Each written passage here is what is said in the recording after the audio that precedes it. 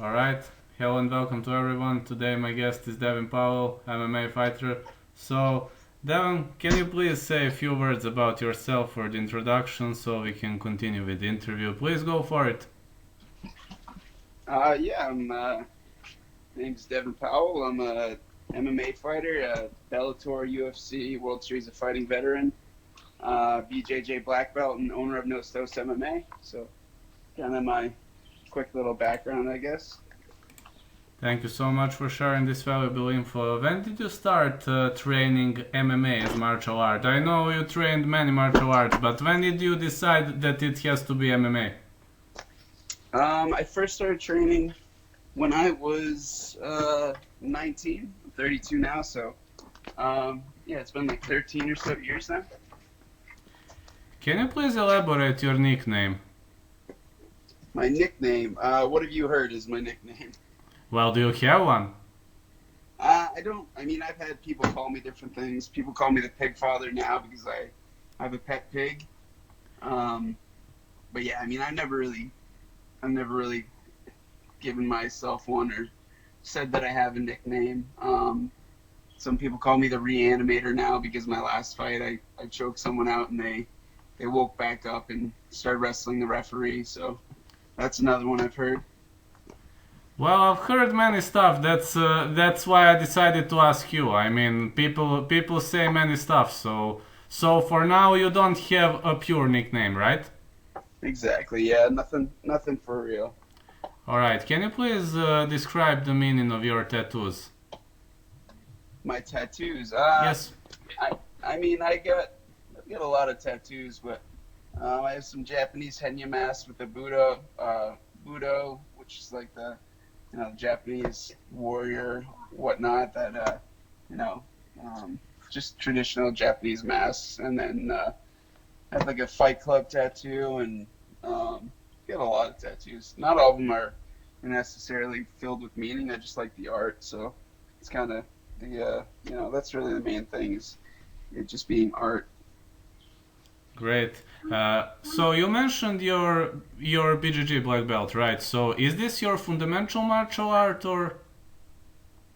Yeah, I'd say BJJ and Muay Thai. I started everything all at the same time, so I've kind of been training all of those arts kind of equally. But yeah, Jiu-Jitsu is definitely, I'd say Jiu-Jitsu and Muay Thai are definitely my main martial arts. Which is your? Can we now discuss your first amateur fight? How did you feel heading into your first amateur fight? Who was the toughest amateur opponent? How was actually your amateur career looking like? My first amateur fight, I thought that I won the fight. I had my opponent in a triangle almost the whole fight, I feel like, but I ended up losing a split decision. After that, I won all the rest of my fights as an amateur. I finished all of them, and then I was the number one 155er in the Northeast, and then I went pro. But the first one was probably the toughest fight. I'd never been in a fight in my life outside of a cage, so all of a sudden I was fighting in front of a couple thousand people. Yeah, it was just a crazy experience, but it was good. It was, it's good to get in there and see what it was like to actually get in a fist fight. And there's 3 rounds of, you know, of violence with another trained killer. So that was definitely the toughest one as an amateur. Do you have your favorite move? Like a blueprint, a trademark. You know what I mean. You know, favorite strike or favorite submission. Do you have that? Uh, I don't know. I like anything where I'm attacking the neck. I feel like if I get anybody's neck, I feel like you can put them away. So I really like the guillotine and darce and things like that. Can we discuss your first professional fight? How did you feel heading into your first professional fight and how did it end? Were you afraid? You know how a fighter feels because this is a big step and you know what I mean? Yeah. So my last amateur fight, we were both number one, number two in Northeast. And we fought, and I submitted him in the second round, and he really wanted to rematch me, and we both wanted to go pro. So we ended up fighting again, and I beat him in a unanimous decision, which I felt like was a great fight. It was fun, a little back and forth, but I definitely won, you know, a relatively one-sided decision. You know, he had a couple good moments, but I pretty much just won over the 15 minutes, and it felt good. It was good to go 15 minutes, throw some elbows and knees to the head for the first time ever against a really good state champ wrestler and stuff. How did you choke out Andy Robertson?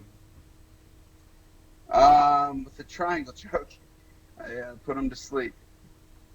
What It can you was a say long about time. your fight against Jonathan Lemke? Um, well, I fought him twice as well.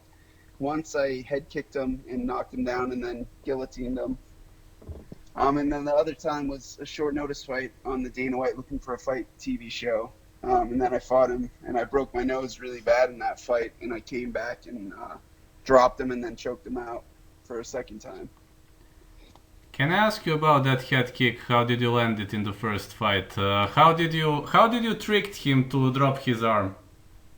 It's just classic look low, go high. I leg kicked him once. The next time I went to leg kick, I just, I looked low and went high, and he brought his leg up to check the kick, and he let his hand come down a little bit, and he just thought it was going to be a low kick, but I went right over the top of his hands and put him down.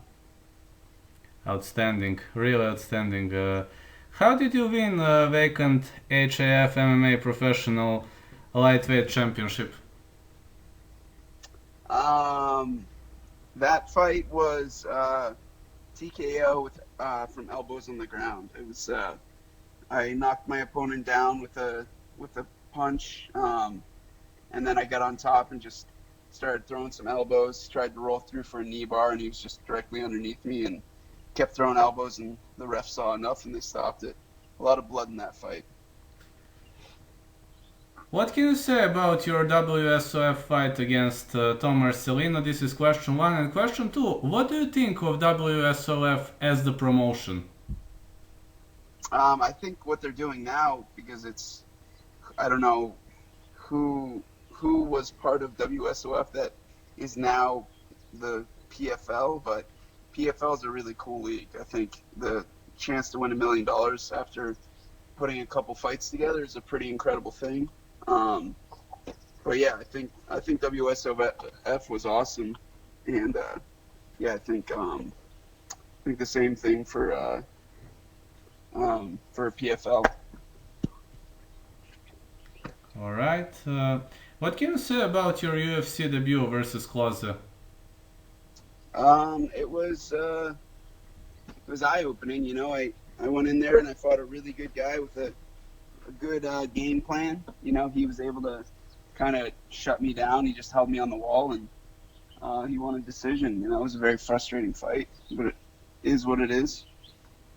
How did you finish Alvaro? Is it Herrera or Herrera? How do you call him? There were body kicks. How did you land so many body kicks? How did I? I don't know. I just hurt him with a knee, and then I just went up.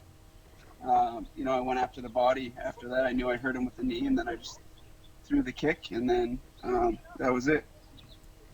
We all know it's very hard to fight in the UFC. So, can you please pinpoint to your hardest UFC fight? Hardest UFC fight. It was honestly probably my last one, just because I felt great in the first round, and then I went blind in my right eye from a hyphema for the second and third round, so I couldn't see anything out of that eye, and it was just it's really difficult, just mentally and physically to keep fighting after that injury, especially when I felt so good in the first round, and then you go back in, and then something happens, and then all of a sudden you're blind, and you don't know if it's a serious thing or if I thought maybe my eye was swollen, but it wasn't. On the big screen I looked normal, so I knew there was something on the inside of the eye that was an issue. So thankfully that went away after I was at the hospital for a while, but that was definitely the hardest one to push through, I think. This is kind of technical question, maybe more mental. How does a fighter feel? For example, you've been through that. How does a fighter feel when his eye is swollen or when he cannot see? For example, on his left eye. You understand the question, do you? Yeah, I mean, it's It's tough. I mean, as a fighter, you don't want to quit, but you definitely have some mental things going on. You're like, some of you's thinking, well, this is my weak side now. I need to really keep my hand up because I can't see shots coming. Part of you, as a human being, you're wondering if you're going to be able to see again in the future.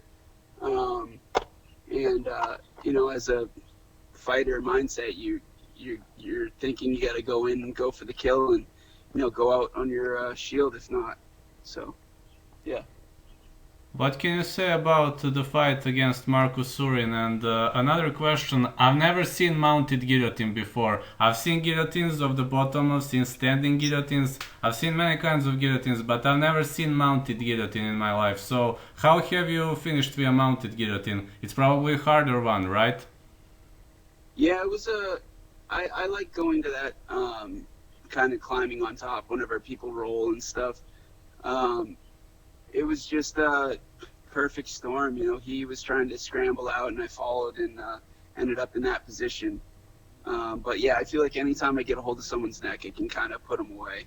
But he's a great fighter, great college wrestler, D1 wrestler, captain of his team. He was Frankie Edgar's roommate. So the good thing is I knew he wanted to grapple with me. And people that want to grapple with me, I feel like I can submit. People that are afraid to grapple, that are trying to just score points or win on the scorecards and not really engage, those are the harder people to beat because, they're just trying to play safe. Marcus Surin wasn't trying to play safe on the ground. He was trying to submit me, and then he was going for it. So that's what I need. I need people that want to have an exciting fight where we're going after each other. And we put on a good show, and I just ended up on top. I just hope Bellator will get back on its feet as soon as possible. There were many great fights, and would you like maybe to add something to this interview? Is there something maybe we skipped in your career? Would you like to leave a message, greet someone, or? No, I mean, I'm just same thing what you just said with Bellator. I hope they get back on track. I think they might be fighting in Connecticut July 24th. But yeah, I'm just training, staying ready. So as soon as they give me a call, I'll be, good to go. I just want them to give me a legit contract and get me, paid enough to start taking care of some bills and stuff. Yeah, I hope it will happen as soon as possible. Thank you so much for this interview. I will put it now on creating. It will be on. It will be on probably my morning time. It will be your night time, but check in the morning. It will be ready. Sure, sounds good. All right. Thank you so much for this. Have a great day. You got it. Take care.